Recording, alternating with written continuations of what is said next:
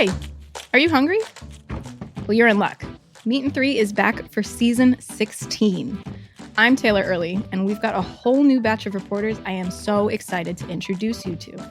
Hi, there. I'm Elizabeth Fisher. Asha McElroy. Sam Girardi. Jessica Gingrich. Hannah from Wisconsin. I'm a swing dancing audio engineer. I am a future registered dietitian nutritionist. I'm from New York, and I love rice and beans. My favorite food of all time is a shrimp burrito. I love watermelon.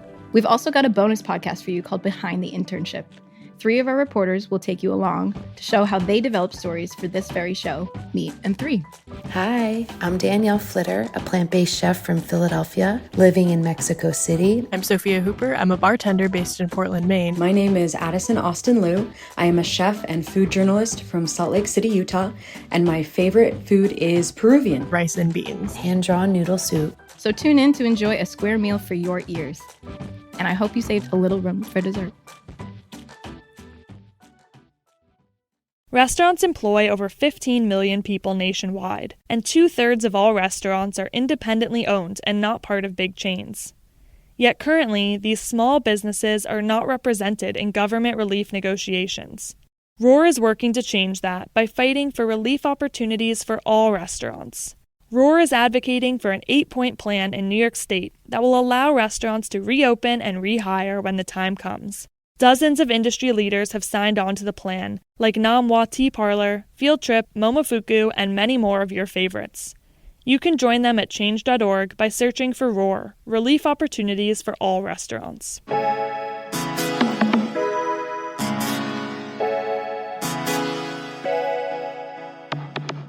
Hi, I'm Eli Sussman, owner of Samisa Restaurant and host of The Line.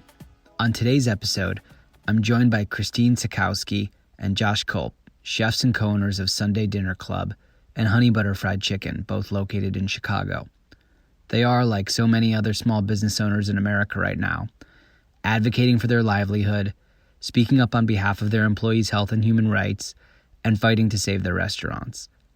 In the face of a brutal crisis, a disorganized federal government, and an ever-changing reopening timeline, we discuss the early weeks of reacting to COVID-19, their current plans, and their hopes for the future. Christine and Josh, welcome. This is Eli Sussman with a special episode of The Line, and I am recording from my apartment in Crown Heights, Brooklyn, and I'm speaking with Christine and Josh, who are in separate places in the Chicago area. Welcome. Thanks so much for taking some time to speak with me about your business and what is going on in Chicago as a result of the COVID-19 crisis. Christine, where are you right now?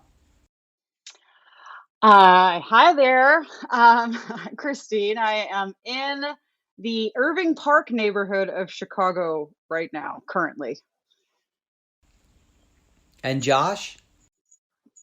I am sitting in my 18-month-old son's bedroom. His name is Wolf, and I'm looking at his stuffed animals here in Chicago, in Logan Square. Our restaurant is called Honey Butter Fried Chicken. We actually have another business called Sunday Dinner Club that does small dinner parties. Honey Butter serves fried chicken with butter on it. It's pretty tasty.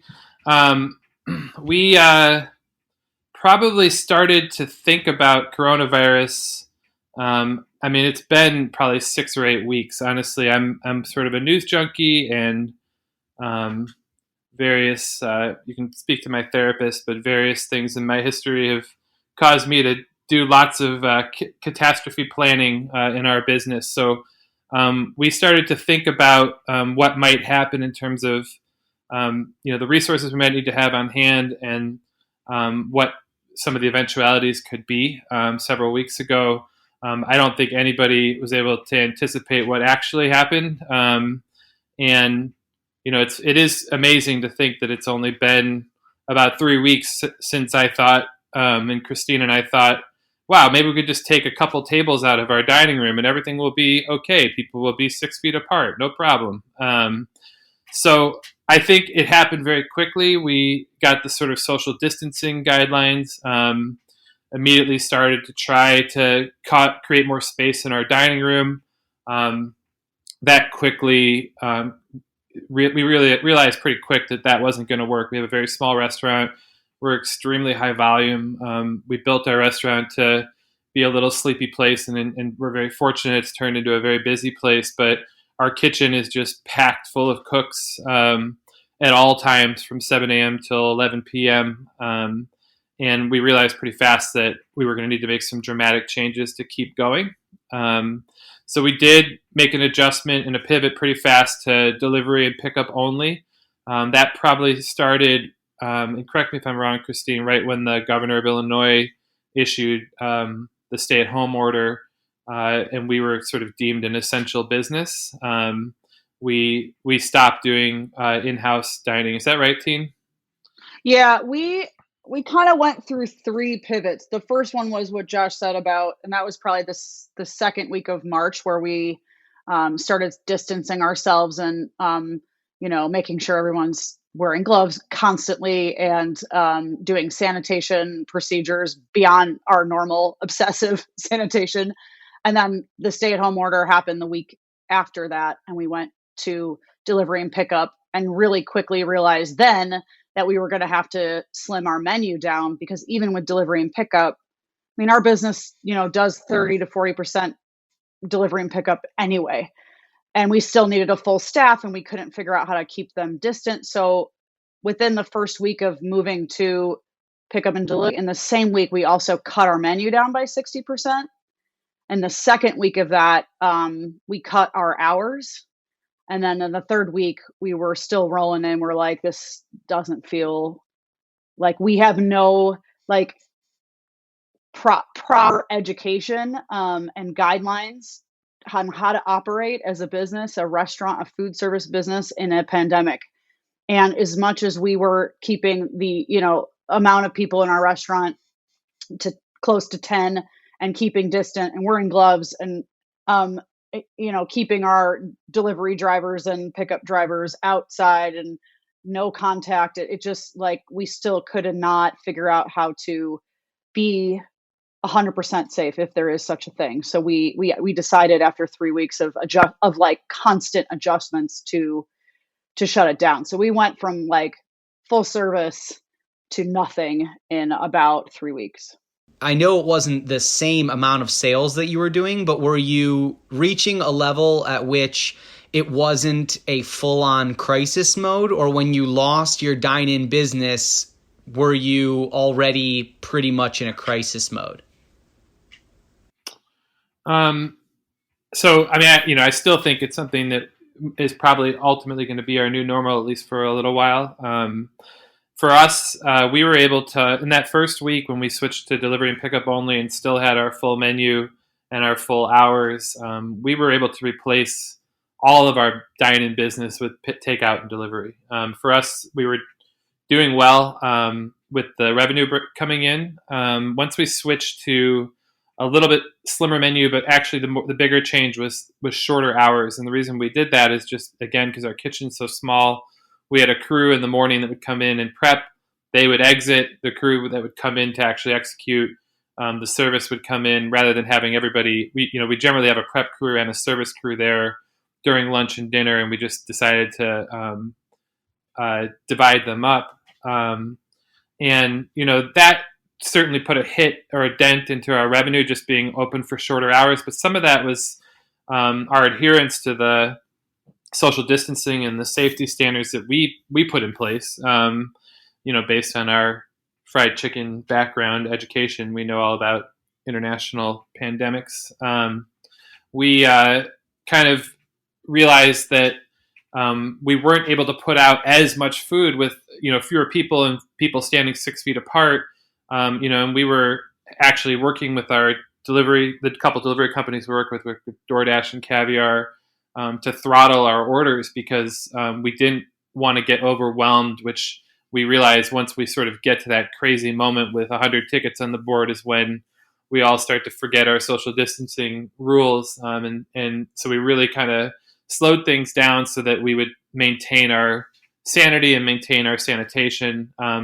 So it definitely put a dent in sales. I think there's a lot of, we're very fortunate that our business, has a good pickup and to-go component. And I think, we certainly are considering ways as we go forward, because we are aware that that there's a strong likelihood that we're going to have to be having these adjustments for some time to come. That we're thinking of ways to get back open at some point. And I'm sure that we saw a glimpse of what that future will look like in those last couple of weeks. So before we talk about what it may look like to open back up and planning for that, I'm curious about what the discussions were internally before you went to your staff and let them know that you were going to close. When did you, if it was just the two of you, or if you have another business partner, maybe you ran it by a lawyer or a trusted advisor. So if you can tell me a little bit about what that process was, where you actually were making the call on this such and such a day, we're going to close down, without really knowing when you may reopen. What were those conversations like? Well, I think chaotic, I would say. We probably realistically talked about it every day for 2 weeks, and had daily ops meetings with our culinary director, our director of operations, our accounting manager, our GM, and our HR manager every day at like 2:00. And we're like, should we stay open? Should we close? If we're going to stay open, how do we need to adjust? How does everybody feel? And it was really, on one hand, very helpful.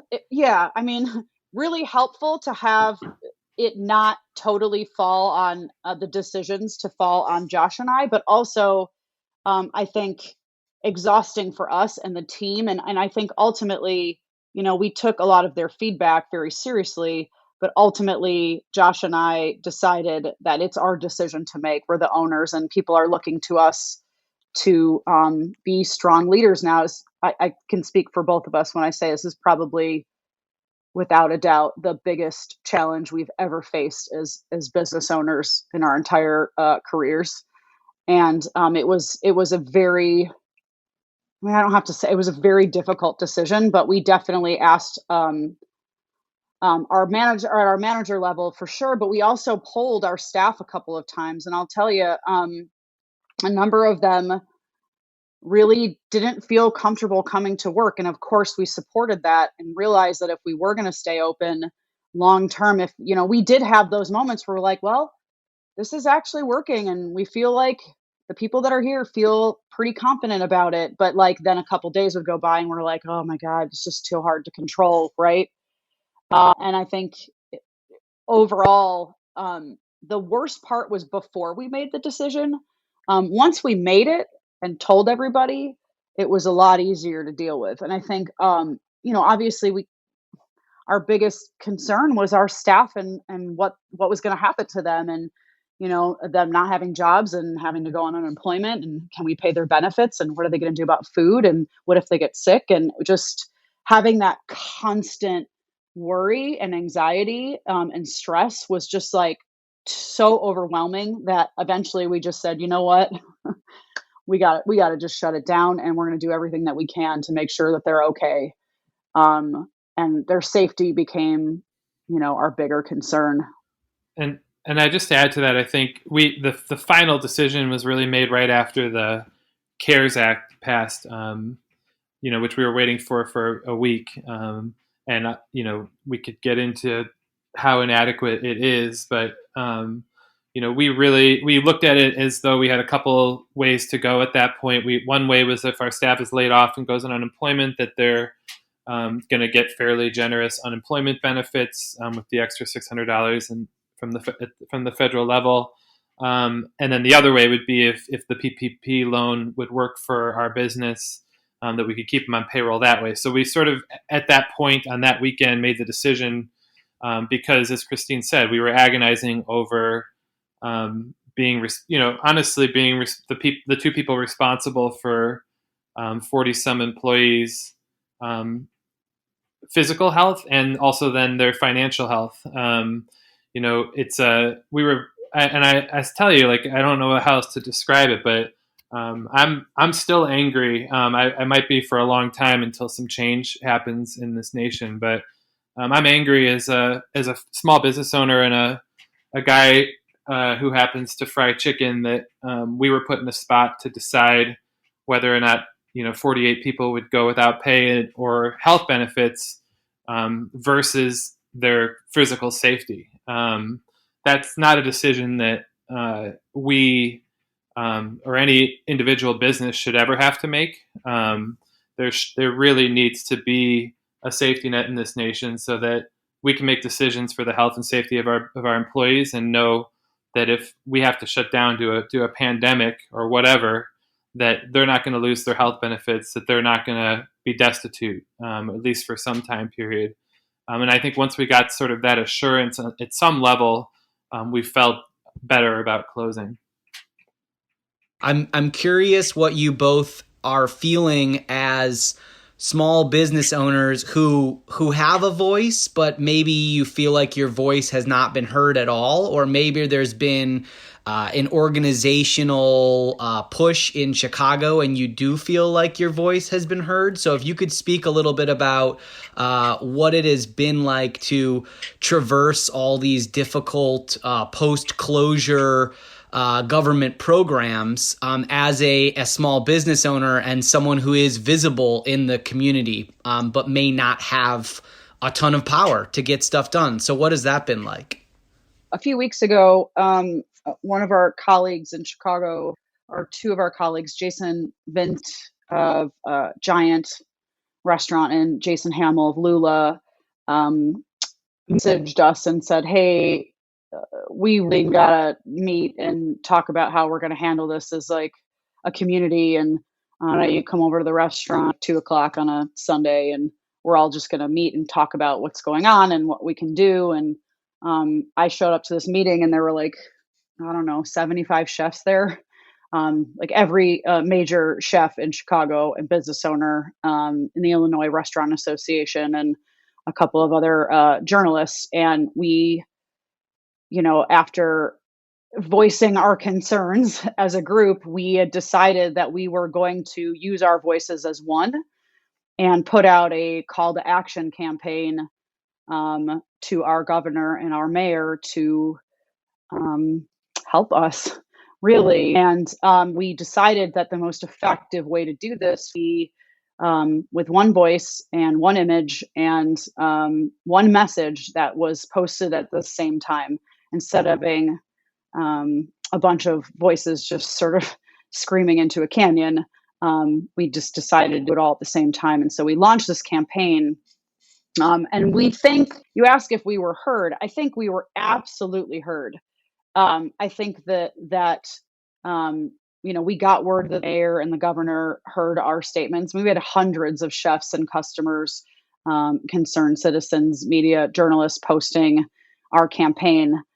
They heard it, but I think that the change and the asks that we have been slow to come in. So I think there's two parts of it. Like, are we being heard? I think yes, at this point. A week later, by the way, we also launched a national campaign. Let's build this momentum. Created another campaign that was more aimed at the federal government. Simultaneously, a group called the Independent Restaurant Coalition formed, and they actually have a lobbyist in Washington, D.C. that's fighting on behalf of like all independent restaurants in the country. So we're kind of following their lead. Launched this huge "Too Small to Fail" campaign, and like thousands of chefs across the country posted it. So like, it felt very powerful, and we really do feel like we were heard. But the response that we've gotten is, yeah, we've heard you, but they haven't really totally delivered in a way that we feel is effective or good enough, quite frankly. We have the PPP loans, but as we're looking at the fine print and all of the dozens of requirements and restrictions and rules that go around with it, it's like, it doesn't really actually totally work for a small restaurant business that has no idea when they're going to reopen, with how many staff and what the economy is going to be like when we do. And it's just been a little disappointing to see the response is like, yeah, we hear you and we understand what you're saying, but then not to take the full action has been a little, I don't know, I'm going to speak for Josh, but to me, very disappointing. We realize that everyone's kind of scrambling right now, but a lot of this has made me lose some faith in definitely our federal government. Sure, I think our state and city governments have been doing a much better job of helping us at least have resources and rent abatements, and the on-abatement process has been a lot easier than it have been. But on the federal level, we have not seen the relief that we need for our business and our workers, unfortunately. Yeah, and I definitely think at the state theil and the city level, we see leaders that actually are concerned with the well-being of their citizens, totally. And that's not something we can necessarily say at the federal level, unfortunately, or at least the executive level of the federal government. But yeah, I mean, to Christine's point, the CARES Act is just, it's great for businesses that are struggling but still in business. But being offered 8 weeks of payroll for a business that's already closed, that has literally no idea when they could reopen, and what the day we get the money, we have to start the payroll process. But we've already laid everyone off, so we'd have to bring them all back. And let's be honest, we have employees who are doing better on the federal with the added bonus of the federal unemployment, which is great. Our concern is still at that point making sure that our employees have health insurance. So we are working out ways to figure out how to continue to cover people's health insurance. We're covering health benefits for our team right now in full. And one of the things we pride ourselves on at Honey Butter is that we've always had strong benefits, and we've always been a no tip restaurant, and we currently have an employee out in paid parental leave who's still getting his paid parental leave. It's something that we take seriously, and we have always put a big emphasis in our accounting and finances and understanding them. We have weekly huddles as a team, and I think it's helped us sort of, even in this insane situation, be able to be on top of our finances. But it can only last so long. We don't know how many months we can actually be closed. We're going to take a quick break. Stick with us.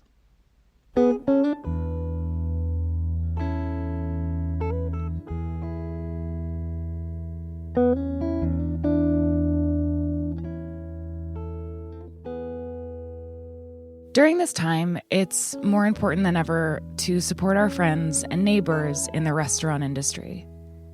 Restaurant Workers Community Foundation has set up a national COVID-19 crisis relief fund.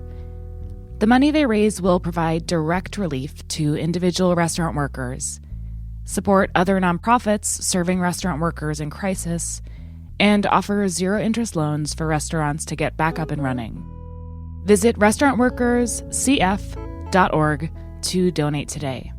And if you need a little extra motivation, you can DM your $20 donation to RWCF's co-founder, John DeBerry, on Twitter, and he'll give you directions for making a signature quarantine cocktail. Donate now at restaurantworkerscf.org.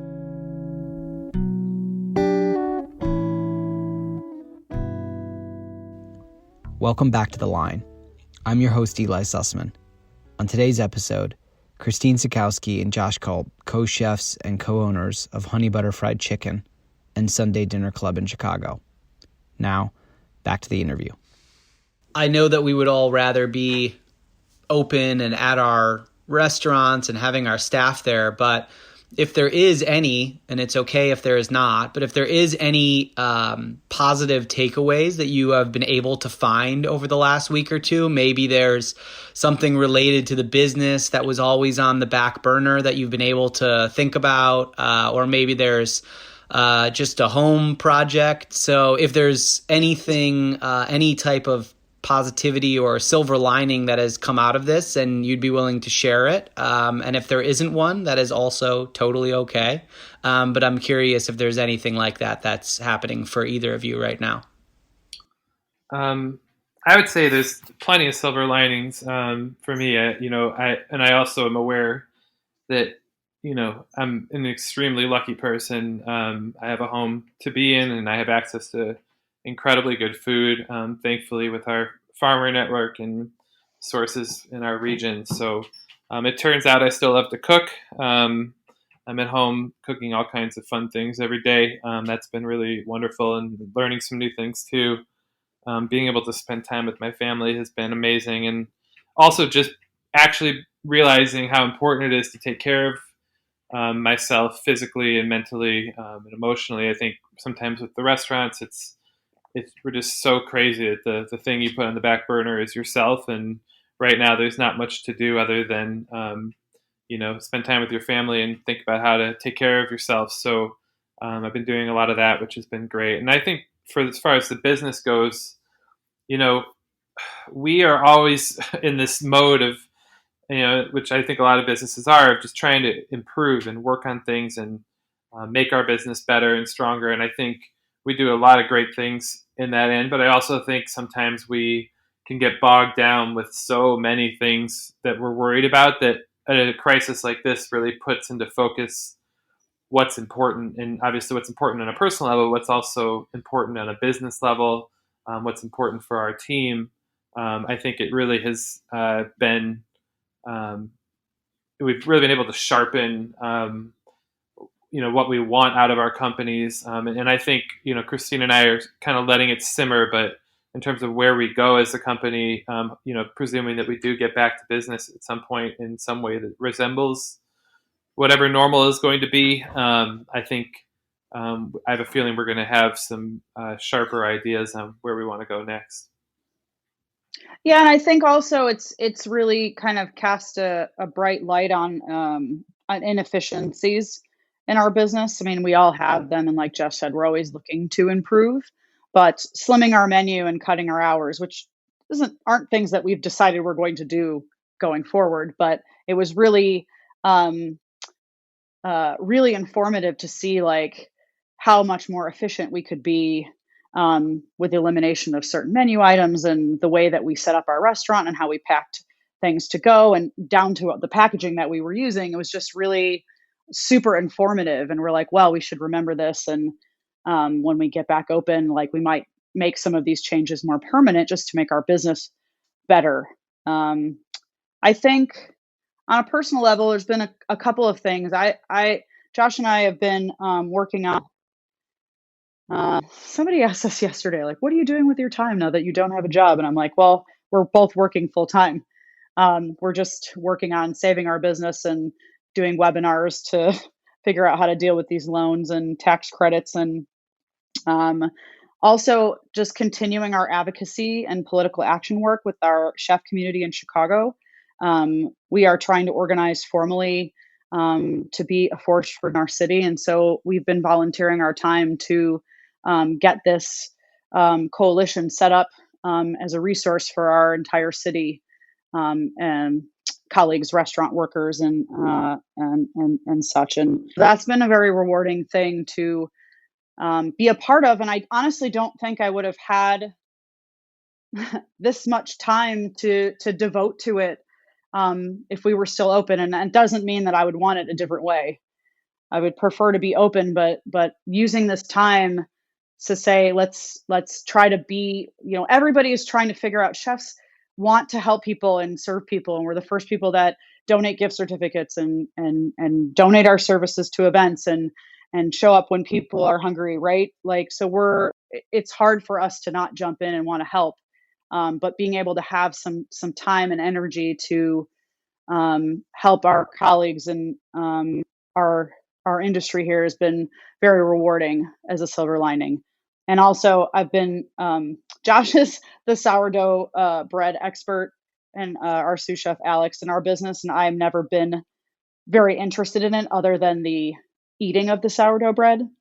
But I gotta say, I did make sourdough bread. I made some focaccia last week, and it was very exciting for me to be able to do that. So there you go. I just want to add one more thing. I might be naive. I've been hopeful before in my life, but I really do hope and think I feel that there is change coming in this nation. I really could not imagine there not being some effort or energy to shift how healthcare is provided in this nation. The idea that it's connected to employment seems to be incredibly stupid in the face of a pandemic that might cause 20% of our population to become unemployed. And I think having some kind of safety net that we can turn to, not a safety net that's devised by Congress in a matter of a few days, that honestly isn't very well done. And to some extent, it's because they had such little time to get it done. We need a thoughtful system that protects workers and protects businesses and protects our citizens in times of extreme crisis. So I'm hopeful that we'll see some of those changes as we go forward. I agree. I'm hoping that there will be large fundamental shifts based on what people have seen occur and what they're hoping to avoid happening either again or in the future.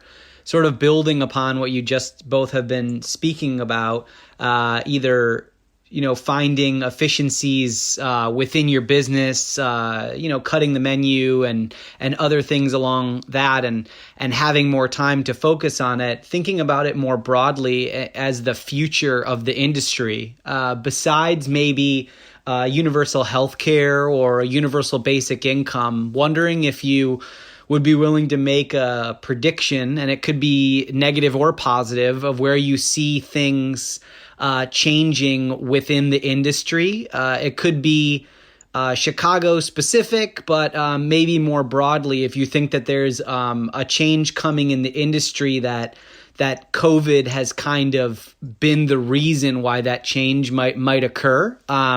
Would be interested to hear what you may think about the future and how it will change. The only thing I know for sure is that people, more than ever now, do I appreciate sitting at a table eating food with my wife and my son. And I think some way, somehow, we will return to a world where people are able to commune at a table and have a beautiful meal. And I think, whether that's in 2 years when this is hopefully not as big of an issue anymore, or we figure out another way sooner, I think that we're all going to be appreciative of being able to do that. I certainly think, the short term, there's going to be, unfortunately, I think some enormous changes. I mean, I think a lot of restaurants are going to have a hard time functioning, partly because there's going to be less of a pool of diners, because I think a lot of income is going to be down, and I think people are going to be out of work. So I think higher end restaurants are going to have a tough time.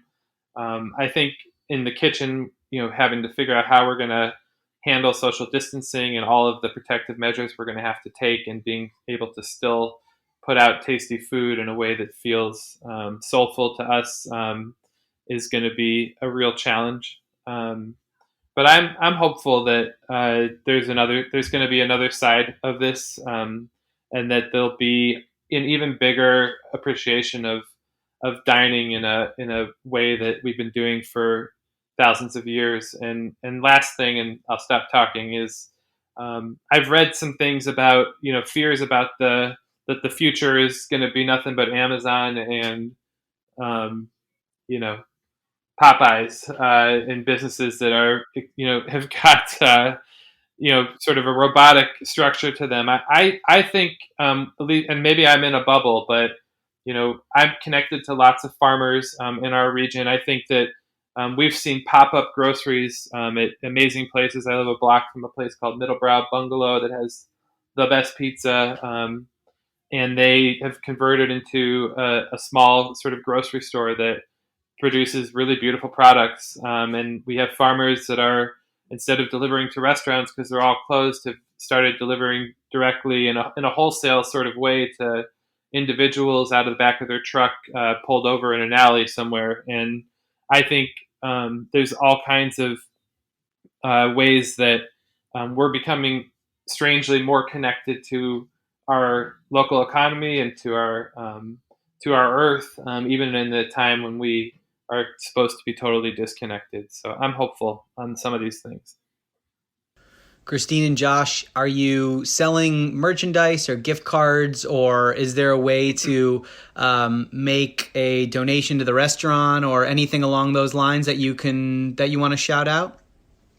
Our online store is still open. So it's honeybutter.com, and we still are selling merch.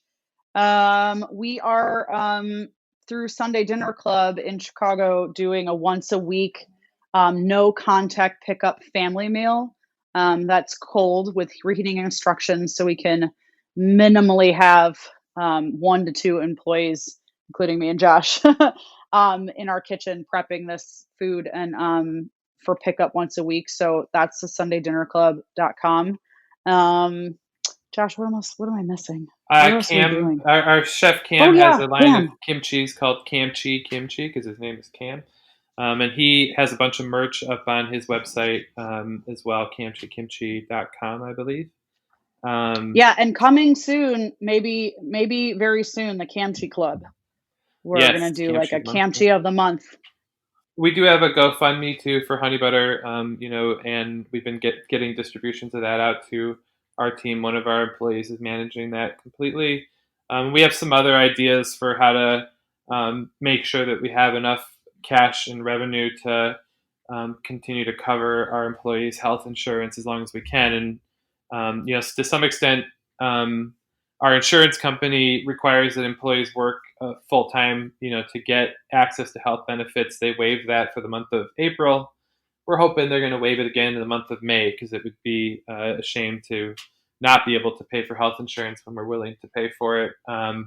So we have a bunch of things like that, but I don't want to sound like a broken record. I think we're incredibly appreciative of all the charity and love that we get from people in the world and in our community. But the last ask would be to really try to make your voices heard, that we need a way that we don't have to depend upon the goodwill of our neighbors to ensure that our team has got their basic needs met.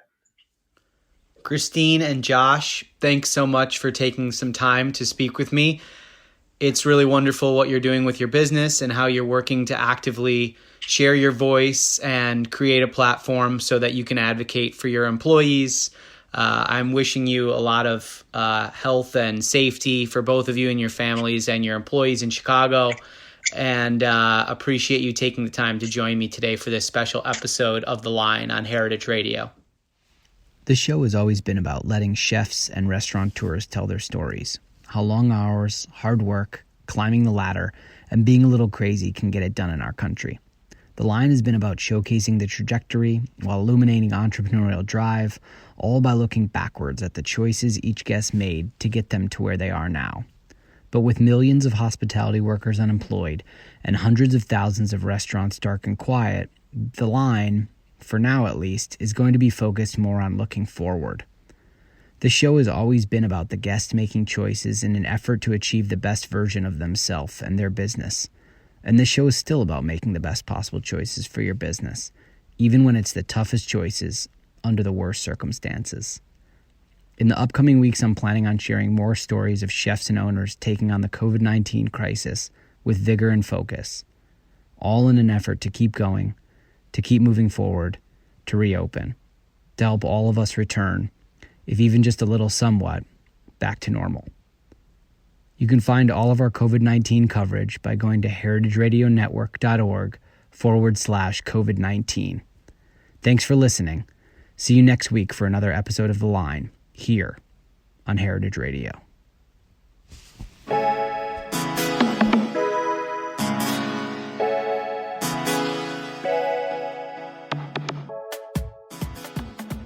The Line is powered by Simplecast. Thanks for listening to Heritage Radio Network, food radio supported by you. For our freshest content, subscribe to our newsletter. Enter your email at the bottom of our website, heritageradionetwork.org. Connect with us on Instagram and Twitter at heritage_radio. You can also find us at facebook.com/Heritage Radio Network. Heritage Radio Network is a nonprofit organization driving conversations to make the world a better, fairer, more delicious place. And we couldn't do it without support from listeners just like you. Want to be a part of the food world's most innovative community? Subscribe to the shows you like, tell your friends, and please join the HRN family by becoming a member. Just click on the beating heart at the top right of our homepage. I want to tell you about a new podcast called Amuse News. Publishing multiple days a week, Amuse News is your source for food news, interviews from around the food world, and more. On the show, we'll be engaging with food storytellers, from chefs to advocates to people working in the field, and many more. Find Amuse News wherever you get your podcasts. Amuse News is a destination for everyone who's looking for a new, insightful look into the world of food.